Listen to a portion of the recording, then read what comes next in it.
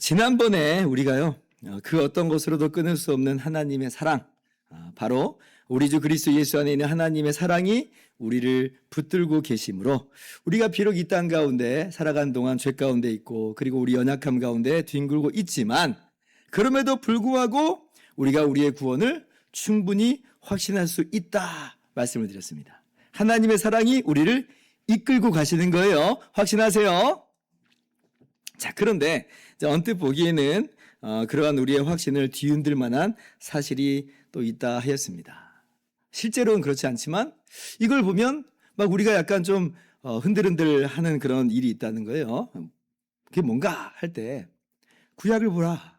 구약 보니까 아니 하나님께서 분명히 이스라엘 백성을 하나님의 기쁘신 뜻 가운데 백성으로 선택하셨음에도 불구하고 복된 약속을 주셨건만 그런데 지금 그들은 예수님을 믿지 않고 멸망길을 가고 있는 것 아니냐. 그렇다면 그들은 지금 하나님의 구원받은 백성이 아니라고 하는 소리인데 그러면 그들을 향한 하나님의 사랑이 변경된 것 또는 취소된 것 그런 것 아니겠느냐라고 하는 거예요. 그럼 이제 그 말이 우리에게 어떻게 그대로 돌아와요? 그렇다면 바로 우리를 향한 하나님의 사랑이라는 것도 그렇게 끊어질 수 있는 가능성을 내포하고 있는 건 아니겠느냐라고 하면서 우리의 확신을 흔들 수 있다는 거예요. 그죠? 그잖아요. 이스라엘 보니까 우리를 향한 하나님의 사랑 끊어지지 않는다고 했는데 이스라엘은 왜 저러지? 라고 한 생각이 딱 든단 말이죠. 이제 그러면 이제 사람들이 자칫 어떤 오해와 어떤 모습으로 자칫 잘못 빠져버리기 쉽냐면 결국 내가 잘해야 되는 거지. 하나님의 사랑이 나에게서 끊어지지 않게끔 내가 어떻게든 하나님의 마음에 들게 살아야 하는 것이야 라고 하는 쪽으로 가버려요. 그러니까 하나님의 그 사랑을 어떤 나에게서 근거를 찾으려고 하는 거죠. 내가 하나님의 사랑을 마치 유지하는 것 같은 그렇게 해서 나의 구원을 유지하는 것 같은 그러한 모습으로 그렇게 자칫 오해해버리는데 여러분 그렇게 나가는 게 뭐냐면 율법주의입니다. 그게 율법주의예요. 그러나 로마서를 우리가 지금까지 쭉 살펴봤는데 로마서는 그러한 율법주의를 아주 명확하게 반박하고 반대하죠. 로마서 1장부터 8장까지 우리가 쭉 지금까지 이야기한 게 뭐예요? 오직 우리는 은혜로 오직 예수 그리스도를 믿음으로 거저 의롭다함을 받는다라고 하는 바로 그 복음을 우리가 이 로마서 말씀을 통해서 함께 나눴잖아요. 근데 율법주의라고 하는 것은 내가 구원받은 것은 하나님의 은혜로 구원받았을지언정 내가 그 구원을 유지하는 것은 결국 내 책임이었던 거야 라고 하는 순간 그거는 복음이 아니게 된 겁니다. 복음하고는 정반대의 모습이 되는 것이죠. 그래서 여러분 우리가 어떠한 모습이로든지 이 구원에 이 나의 행위가 조금이라도 개입이 되는 순간 여러분 그거는요. 결국 어떤 이야기냐면 구원이 결국 나한테 달려있게 됩니다. 내가 구원을 유지한다고요? 내가 하나님 마음에 좀 들게 살아가지고 결국 하나님의 사랑이 끊어지지 않게끔 하는 것은 나에게 달려있는 거라고요? 하는 순간 여러분 그것은 내가 내 구원을 유지하는 거예요. 근데 과연 그렇게 해서 누가 과연 의로우신 하나님 앞에 설 수 있겠는가? 그죠?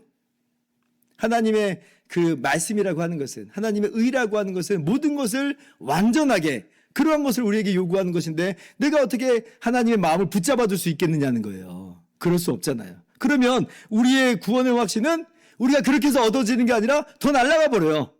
더 두려움과 이 불안함 속에서 살게 됩니다. 참된 자유, 참된 기쁨, 참된 평강이 아니라 다시금 율법에 종살이하는 것 같은 마치 이 아들의 지위가 아니라 종 같은 두려움으로 살아가게 돼버리는 것이죠. 여러분 그래서 그렇지 않습니다. 그런 식으로 결론을 잘못 내면 안 돼요. 오늘 바울 사도께서 그래서 이렇게 분명하게 말씀하시는 거죠. 6절 말씀 보세요. 그러나 하나님의 말씀이 폐하여진 것 같지 않도다 그러죠.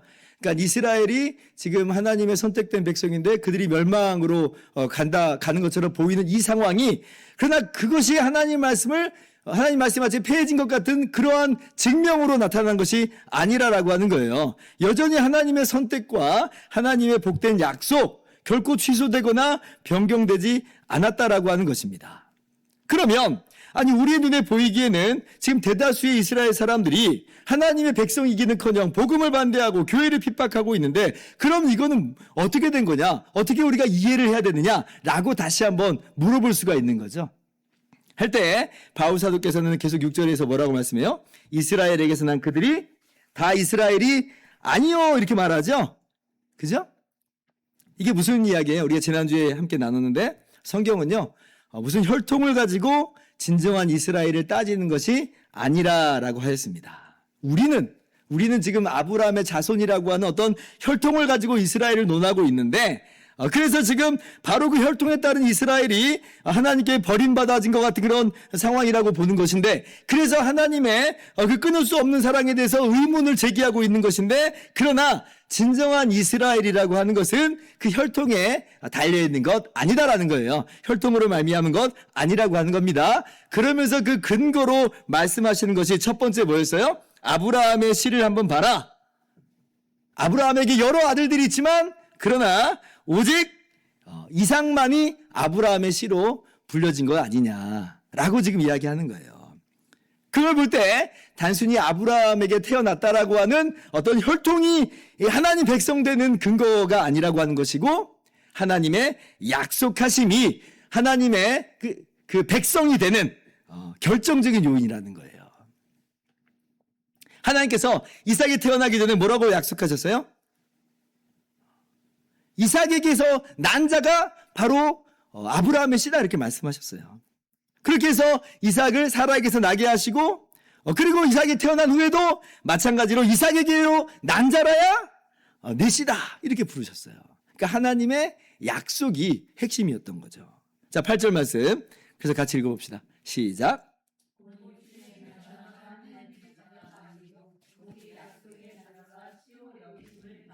네, 이 얘기예요. 지금 어떤 혈통에 따른 그런 이 아브라함의 자녀가 그렇다고 해서 하나님의 자녀의 백성 되는 게 아니라고 하는 겁니다. 오직 하나님께서 약속하심에 따라서 바로 그 사람만이 아브라함의 씨라 불리고 하나님의 백성이다. 그것이 바로 진정한 이스라엘이다. 하나님께 사랑받은 백성이다라고 하는 것이에요.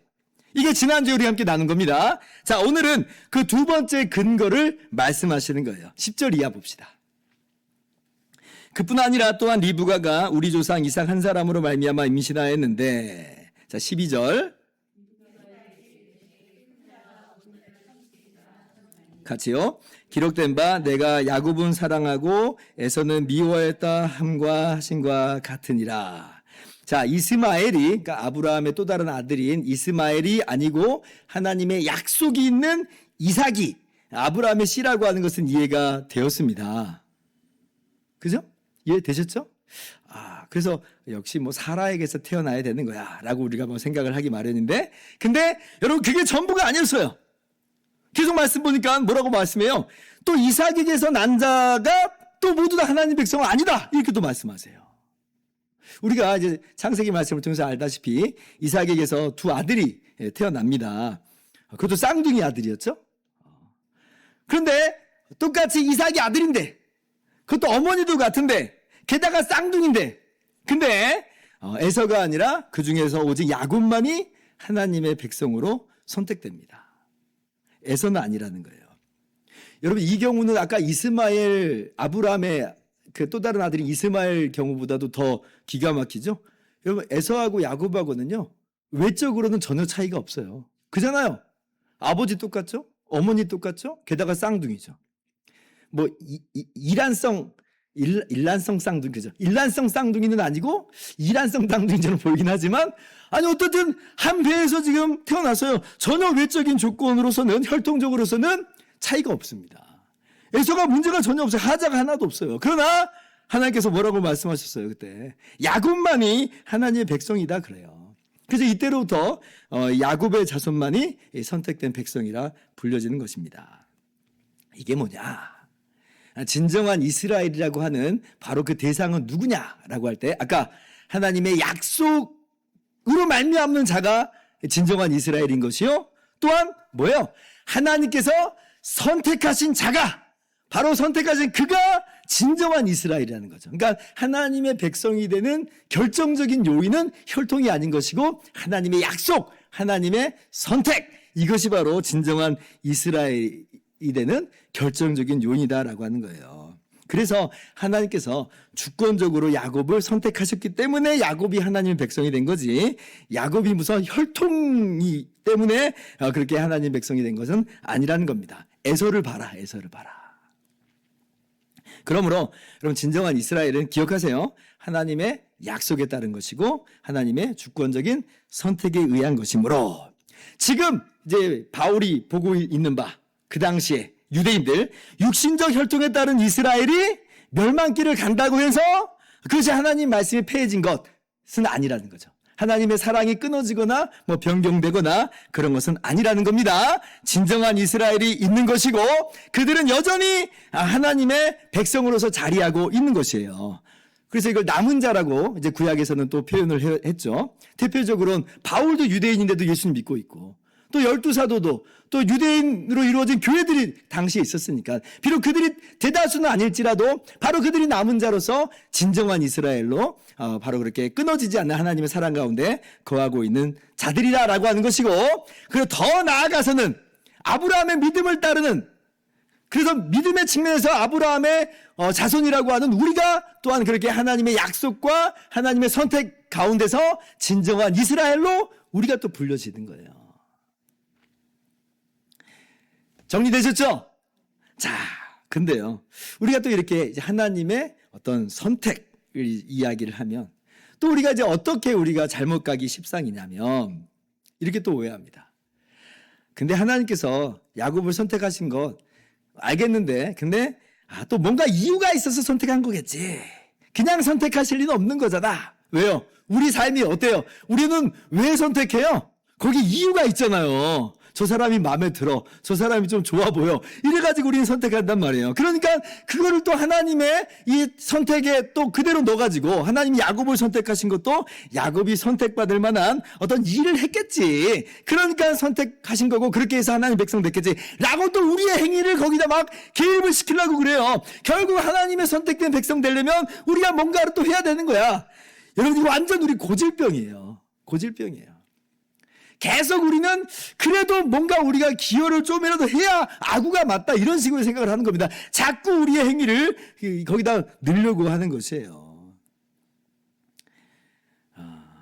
아닙니다. 그렇지 않아요. 오직 우리는 정말 하나님의 은혜로 구원을 받았어요. 하나님께서 야곱을 선택하신 것도 이것이 야곱에게서 어떤 선한 모습을 보았기 때문에가 아니라 하나님께서 은혜로, 하나님께서 주권적으로 택하신 거예요.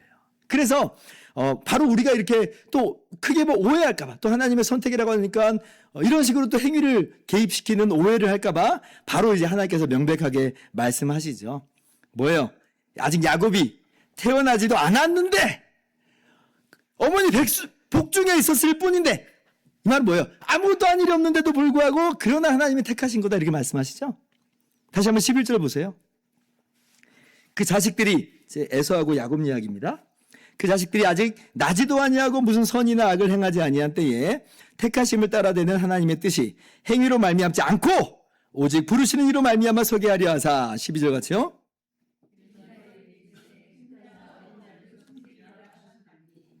야곱이 무슨 선을 행했기 때문에 하나님께서 하나님의 백성으로 택하셨다는 얘기예요?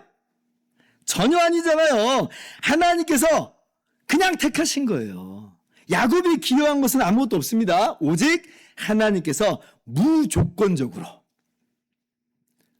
야곱이 한 것 아무것도 없음에도 불구하고 하나님이 택하셨어요. 그래서 이것을 우리가 정말 은혜라고 이야기하는 거예요.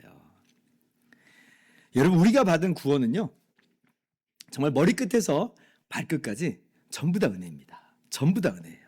한번 생각해 보세요. 먼저는 우리가 우리의 행위로 따지자면, 우리의 모습을 들여다본다면 우리는 어떤 존재입니까? 죄인들이죠.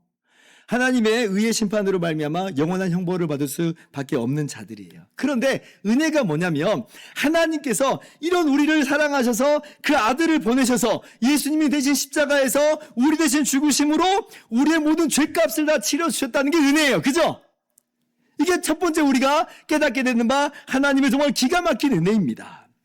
두 번째, 또 뭐가 은혜냐면, 자, 근데 그러한 죄 용서를 우리가 뭔가 하나님께 해드리면 그제서야 베풀어 주시는 게 아니라 우리가 행한 것 아무것도 없음에도 불구하고 오직 예수님을 나의 주와 구원자로 믿을 때에 믿기만 하면 우리가 행한 것은 아무것도 없음에도 불구하고 죄 용서하시고 의롭다 하여 주시는, 그렇게 구원하여 주시는 게 은혜예요. 그죠?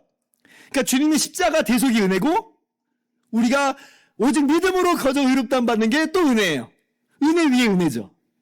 그런데 오늘 말씀 보니까 또 은혜가 있다는 거예요. 또 은혜가 있어요. 어떤 은혜인가? 라고 할 때에 그렇게 우리가 예수님을 믿고 죄 용서함 받아 의롭다함 얻어 하나님의 백성이 되는 이것이 하나님의 주권적인 선택이었다.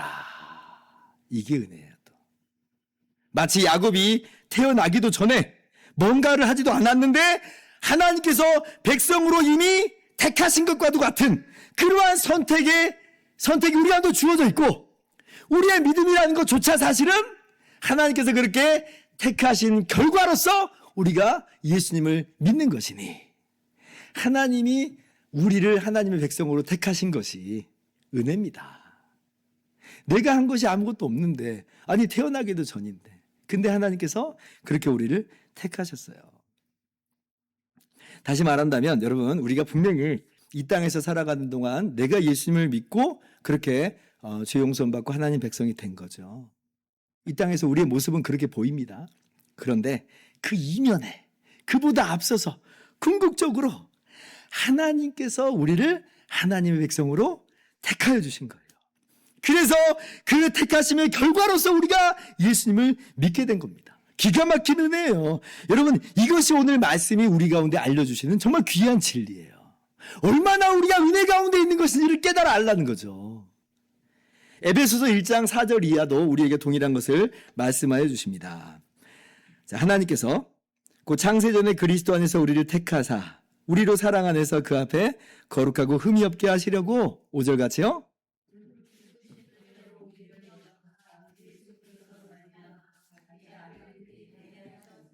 말씀 보세요. 창세전에, 아니 우리가 아직 아무것도 행하지 않는 바로 그때 이미 하나님이 영원하신 계획 안에서 우리를 그리스도 안에서 하나님 자녀로, 하나님 백성으로 택하셨다는 거예요. 우리 안에 여기서 무슨 조건이 있어요? 무슨 자격이 있어요? 아무것도 없잖아요. 오직 하나님이 그렇게 하기를 기뻐하셨어요. 그 기쁘신 뜻대로 그렇게 우리를 택하신 것이다. 그러니 여러분, 우리는 오직 은혜를 말하는 것이에요. 그러니 우리는 오직 하나님께만 감사와 찬양과 영광을 올려드리는 것이고, 우리 가운데 자랑할 것이 하나도 없으니 우리는 오직 겸손함으로 나아가는 것이죠. 여러분, 우리 편으로 말미암지 않고 오직 하나님께로부터 주어지는 바 이러한 구원의 확신 가운데 여러분 나아가시길 바라고, 그래서 이렇게 은혜를 주신 바 우리 하나님께 감사와 찬양과 영광을 올려드리시는 여러분 되기를 바랍니다. 자, 그래서 오늘 우리가 여기서 정말 참으로 모든 게 은혜구나 라고 마칠 수 있는데요. 그런데 이제 이렇게 하나님의 주권적인 선택을 이야기하면 거의 반사적으로 따라 나오는 반응이 있을 수 있습니다. 그게 뭐냐면요, 이런 거예요. 그렇다면 결국 하나님의 주권적인 선택이 전부라고 한다면, 우리가 뭐 기여한 것 아무것도 없이 하나님이 그냥 택하셔서 그래서 우리가 예수 믿는 것이고 주님의 십자가로 죄 용서 받는 것이라고 한다면, 자, 그러면 하나님의 선택이 전부라고 한다면 그럼 버림받는 것도 하나님께서 그렇게 하신 것 아니냐라고 하는 그러한 생각이 번뜩 떠오릅니다. 그럼 하나님 좀 너무하신 거 아니야? 뭐 이렇게 생각하는 거죠. 예를 들면, 아니 에서는 뭐 무슨 잘못이 있길래 버림받는 거야? 하나님 너무 불공정하신 거 아닐까? 너무 불공평하신 거 아닐까? 라고 하는 굉장히 어려운 질문이 따라 나올 수 있다는 것이에요. 충분히 우리가 그러한 질문의 의도를 헤아릴 수는 있는 것이죠. 자, 그런데 이제 약간 좀 어려운 부분으로 또 나갑니다. 우리가 오늘 전부를 다 하지는 않고 그 대답의 일부분만 함께 나누도록 할 텐데, 그러한 이의제기에 대해서 오늘 바울 사도께서는 하나님께 불의함이 없다라고 분명하게 선언을 합니다. 자, 14절 이하를 보세요. 그런즉 우리가 무슨 말을 하리요? 하나님의 주권적인 선택을 이야기했잖아요. 우리가 무슨 말을 하리요? 하나님께 불의가 있느냐? 그럴 수 없느니라. 그럴 수 없느니라. 하나님 불공평하지 않아요. 하나님 불공정하지 않아요. 불의하시지 않아요. 15절 같이 읽습니다. 시작.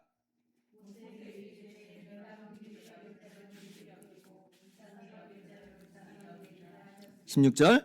그런즉 원하는 자로 말미암음도 아니요 오직 긍휼히 여기시는 하나님으로 말미암음이니라. 아멘. 자, 하나님께 불의가 있느냐? 그럴 수 없느니라. 그러면 그렇다고 하나님께서 주권적으로 선택하시는 그 주권적 선택이 사실은 없다는 거냐? 아니, 그렇지 않아요. 원하는 자로 말미암음도 아니요 오직 긍휼히 여기시는 하나님으로 말미암음이라 분명히 말씀하잖아요. 아니, 그럼 뭐냐? 그럼 뭐냐? 오늘 그 대답을 하나 제가 합니다. 뭐냐면 하나님의 주권적인 선택이 분명히 있어요. 그런데 하나님의 주권적인 선택 하에서 진행되는 바 우리 인간에게는 자유의지가 있다라고 하는 것이 바로 여기에 대한 대답 중에 하나입니다. 창세기를 보면 하나님께서 사람을 만드셨을 때 하나님의 형상대로 만들었죠. 하나님의 형상을 따라 만드셨어요. 그 의미 중에 하나는 여러 가지 의미가 있는데 그 의미 중에 하나는 우리가 인격적인 존재로 지음받았다는 것이고 우리에게 자유의지가 있다라고 하는 그런 의미를 가지고 있습니다. 그래서 여러분 우리가 이 땅에서 살아가는 동안 우리는 정말 어떻게 살아가는 사람들로서 지금 보이냐면 그야말로 우리는 전적으로 우리가 우리의 원함을 따라서 살아가는 존재처럼 보입니다. 여기 아무런 제약이나 아무런 강제함이나 강요를 느끼지를 않아요. 다시 말한다면 이 땅에서 살아가는 우리 사람들은요, 하나님의 주권적인 선택의 실체나 어떤 작동 방식이나 그 어떤 영향력조차 우리가 전혀 감지를 해요, 못해요? 못해요. 우린 전혀 하나님의 주권적인 선택을 인지조차 못합니다. 우리는 그저 완전하게 자유롭게 우리의 원함대로 그렇게 살아가는 것처럼 보여요. 실제 우리 그렇게 살아가요, 진짜. 오늘 이 자리에 나온 것도 오늘 수요기도에 가야겠다, 이런 마음으로 사실 온 거잖아요. 우리는 우리의 자유로운 원함과 우리 행동에 있어서 걸림돌이 없어요. 여러분, 이 말이 무슨 말이냐면 그만큼 오늘 성경이 하나님의 주권적인 선택을 분명히 이야기하는데, 이러한 하나님의 주권적인 선택이라고 하는 것은 이게 무슨 인간 수준의 이야기, 인간 차원의 이야기가 아닌 겁니다. 이거는 하나님 차원의 이야기인 것이에요. 우리가 다만 이 하나님의 주권적인 선택을 아는 것은 뭐냐면 우리가 알아낸 게 아니에요. 우리가 감지해낸 게 아니라 성경을 보니까 하나님께서 주권적인 선택이 있다라고 말씀하시니까 그제서야 우리는 아하, 그렇구나 라고 하나님의 주권적인 선택의 이 실체를 알게 된 겁니다. 그러니까 이 하나님의 주권적인 선택이라고 하는 것과 우리 인간의 자유의지라고 하는 게 서로 대등한 게 아니에요. 서로 같은 차원, 같은 수준의 이야기가 아니에요. 서로 그러니까 충돌이 일어나는 것조차도 아닙니다. 우리가 이걸 분명히 알아야 돼요. 그러면서 오늘 성경이 이 대표적인 예로 드는 사람이 누구냐면 이스라엘이 구약 성경에서 출애굽할 때에 그 애굽왕 바로 이야기를 예를 들어 17절 얘기 보면 애굽왕 바로 이야기가 나오죠. 그 이야기를 듣는 것은 의미가 있는 것이에요. 우리가 잘 알다시피 하나님께서 애굽왕 바로에게 내 백성을 보내라 라고 하면서 이제 모세를 통해서 말씀하셨습니다. 지금 이 애굽이 사실 까닭 없이 이스라엘을 종으로 만들었죠. 원래 종이 아닌데, 근데 이제 자기들이 이제 이용해 먹으려고 그렇게 종으로 삼았습니다. 이제 하나님께서 이제 그 때가 되었기 때문에 하나님의 계획 가운데서 모세 보내서 그래서 이스라엘을 보내라 하는 거예요. 근데 아니 바로가 이스라엘을 보냅니까? 보낼 턱이 있나요? 지금까지 이스라엘을 노예로 부려먹어서 얻어놓은 부가 이게 얼마인데 이걸 다 포기해요. 그러니까 안 보내는 거예요. 그 마음에 욕심이 들어차가지고 안 보냅니다. 보내기 싫은 거예요. 그래서 이제 하나님께서 애굽 땅에 10가지 재앙을 내리세요. 피, 개, 이, 파, 악, 도구, 매, 흑, 장. 다 성경 공부하시면 아시죠? 10가지 재앙을 딱 내리세요. 자, 그런데 출애굽기를 보면 굉장히 흥미로운 묘사가 나오는데 애굽왕 바로가 그 재앙을 얻어받을 때는 보내겠다라고 해놓고 이 재앙이 이제 끝나면 다시 보내지 않아요. 마음이 변하고 변덕이 죽을 듯 합니다. 그런데 그러한 애굽왕 바로의 마음을 묘사를 할 때 뭐라고 묘사를 하냐면 어떤 때는 바로가 자기의 마음을 완악하게 하였다 이렇게도 표현하고요. 어떤 때는 하나님께서 바로의 마음을 완악하게 하셨다 이렇게도 표현합니다. 그러니까 두 표현이 같이 사용이 돼요. 거의 같은 빈도로 사용이 됩니다. 그러면 이게 두 상태가 다른 상태를 말하는 거냐, 별다른 이야기를 하는 거냐, 그런 게 아니에요. 애굽왕 바로는 사실 매 순간마다 자기가 그냥 보내기 싫은 거예요. 보내주겠다고 했지만 억지로 지금 재앙으로 두들겨 맞았으니까 그렇게 말한 거지, 재앙 끝나니까 욕심에 들어와서 싫은 거예요. 안 보내! 하고 자기 마음을 완악하게 한 겁니다. 그런데 그건 어디까지나 이제 바로 차원에서 이야기인 거죠. 궁극적으로는 뭐라고 하시는 거냐? 하나님께서 돌이키는 마음을 주시지 않은 거예요. 이게 이제 하나님께서 바로의 마음을 완악하게 하셨다는 거죠. 근데 그렇다고 해서 바로가 하나님이 그렇게 하셔가지고 내가 완악해진 거예요. 여러분 그러고 있습니까? 아니요. 바로는 전혀 그런 이걸 인지를 하지 못해요. 전적으로 자기의 원함에 따라서 그렇게 행동하고 있는 거죠. 자기가 자기 마음을 완악하게 한 거죠. 그래서 이러한 하나님의 주권적인 선택과 인간의 자유라고 하는 건 참 신비입니다. 신비인데 이 애굽왕 바로의 일을 통해서 하나님께서는 바로 이런 것들이 이렇게 이루어지고 있음을 우리 가운데 분명하게 말씀해 주시는 거예요. 자, 에서 얘기도 한번 봅시다. 에서도 경우를 보면 하나님께서 에서를 선택하지 않으셨죠? 그죠? 그런데 그 에서의 삶의 궤적을 보면 하나님이 선택하지 않으셔가지고 내가 이렇게 사는 겁니다 라고 에서가 뭐 따질 그런 계제가 있는 건가요? 전혀 그렇지 않아요. 에서는 자기의 원함대로 그냥 엉망으로 살아갑니다. 아내 둘, 일부일초도 아니고 두 여자를 아내로 삼지를 않나. 그리고 장자의 명분을 경홀히 여기질 않나. 그래서 장자의 명분 필요 없게 팥죽한죽에 팔아넘긴 건 다름 아니라 자기의 지금 원함과 행동으로 말미암아 선택한 거예요. 그러니까 하나님께서 선택하시지 않은, 하나님께서 버리신 그런 것이 이 에서가 그렇게 자기의 원함에 따라서 엉망으로 살아가는 그 모습으로 그렇게 증명되는 거죠. 증명되는 거죠. 그러나 에서는 전적으로 자기가 하고 싶은 대로 마음대로 그렇게 하고 있었던 것입니다. 자, 다시 말씀드립니다. 우리는 하나님의 주권적 선택, 우리가 뭐 직접적으로 느끼거나 알아낼 도리가 없습니다. 오직 내가 선택받은 것을 아는 것은 어떻게 아는 거냐면 내가 예수님을 나의 주와 나의 구원자로 믿는 것으로 보아. 하나님이 나를 선택하신 거구나 라고 우리는 아는 거예요. 하나님 성경 보면 그렇게 써 있거든요. 고린도전서 12장 3절 말씀 보세요. 같이 한번 읽어볼까요? 시작.